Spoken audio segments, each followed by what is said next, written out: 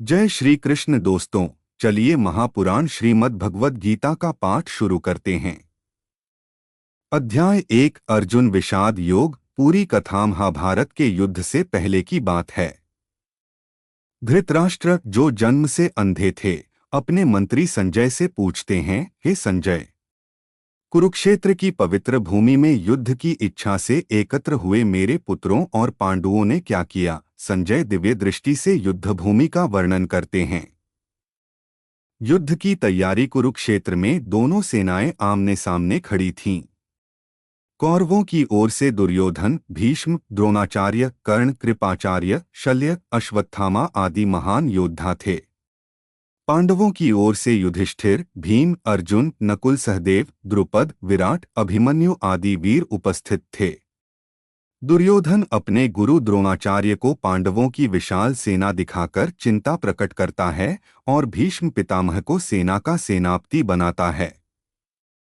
भीष्म पितामह सिंहनाद करते हुए शंख बजाते हैं। इसके बाद कौरव सेना में नगाड़े, ढोल और शंख बज उठते हैं।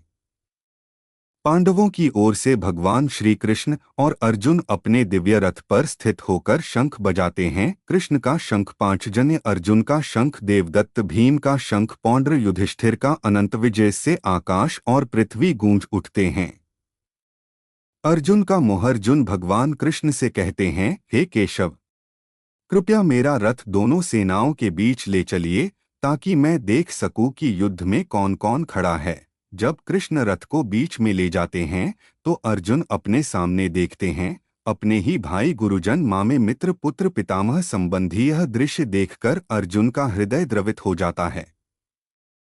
उसके हाथ कांपने लगते हैं, मुख सूख जाता है, शरीर में कंपकंपी होती है, गांडीव धनुष हाथ से गिर जाता है और वह शोक में डूब जाता है।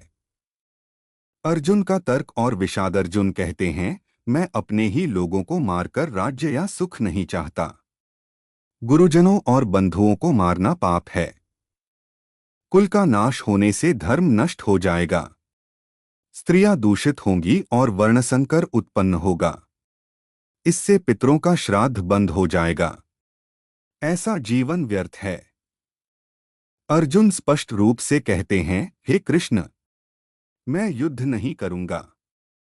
मुझे कौरवों को मारने से अच्छा है कि वे मुझे निहत्था मार दें। अध्याय का अंत। अर्जुन शोक और भ्रम से भरकर रथ में बैठ जाते हैं और धनुष त्याग देते हैं।